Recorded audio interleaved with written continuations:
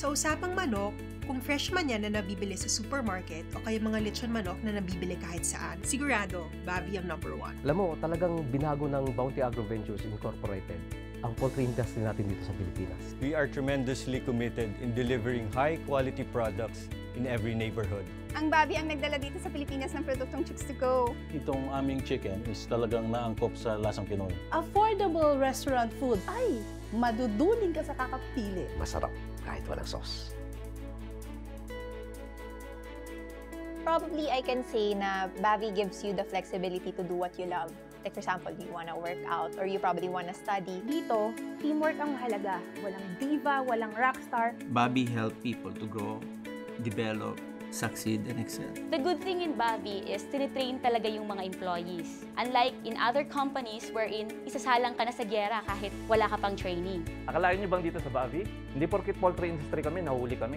Lahat dito high-tech. We embrace new technology.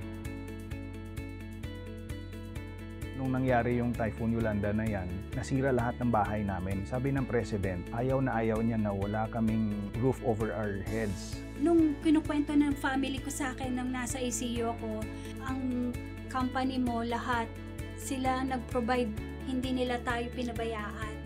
Basically, it's just 3 things for me. It's satisfaction, balance, and most of all, happiness.